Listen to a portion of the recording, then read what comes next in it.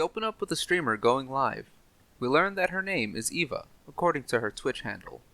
We get a montage of her live stream.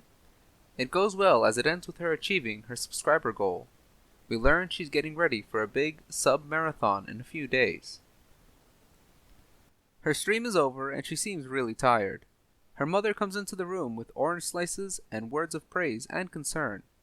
Eva reassures her that she is taking care of herself and getting enough sun. It's refreshing seeing a very supportive parent, especially for something like streaming.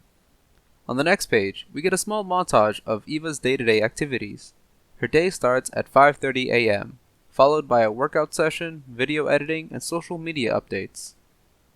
We also see that she has a meeting with some sponsors about a cookie ad. We also see her walking on a red carpet with a woman around her arm. I suppose Eva is not just a streamer, but also a model? The last panels show her doing the sponsor ad for the cookie. Unfortunately, her cat knocks over the mic, ruining the ad read, and probably getting her in a lot of trouble with the sponsors. On the next page, we see Eva rush to Best Buy. She frantically searches the aisle for a new mic when a worker introduces himself as Wendell. He asks if she needs any help, and she says she needs a new mic.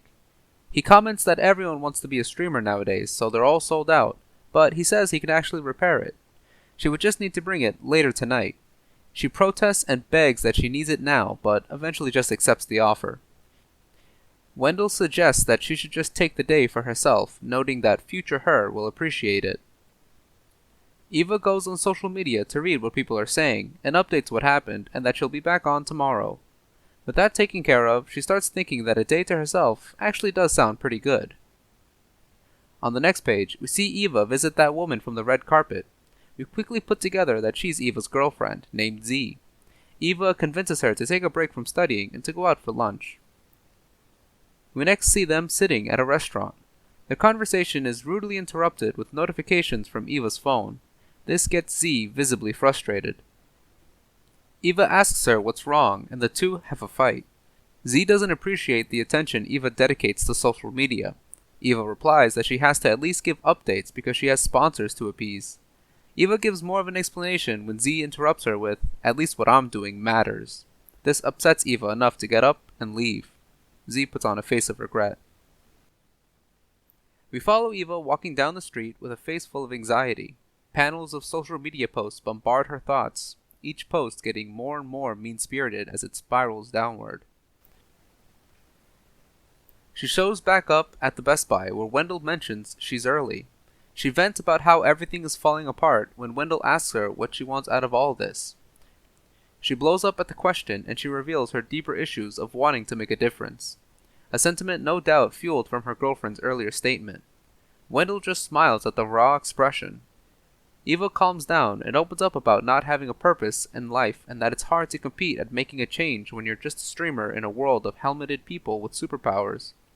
Wendell invites her to donuts and makes another comment about being early. I want to note themes of Eva's character here. To a more thematic element, Eva didn't just lose her mic, she's lost her voice. Sponsors tell her what to say, her girlfriend causes her to doubt her career's usefulness, and it might be a stretch, but her needing to wake up early and exercise could be less of about personal care and more about keeping up with appearances, something vital to social media. Wendell leads Eva to a donut shop, which apparently isn't even open. Eva points out the sketchy situation when Wendell opens the door and we see the pink, radiant black hole floating in the middle of the room. She recognizes what it is and asks if she can touch it. Wendell gives her a speech about having the means to make a difference. He says that when you're young, you never really fail, yet. He encourages her to reach out and touch it. Eva then transforms into radiant pink.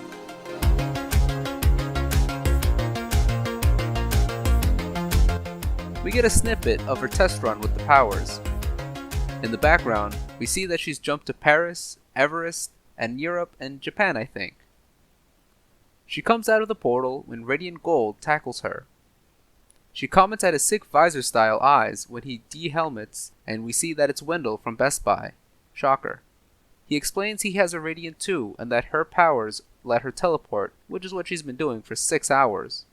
He then gives her another speech about making a difference and asks her what's important to her. On the next page, we see her portal to an apartment.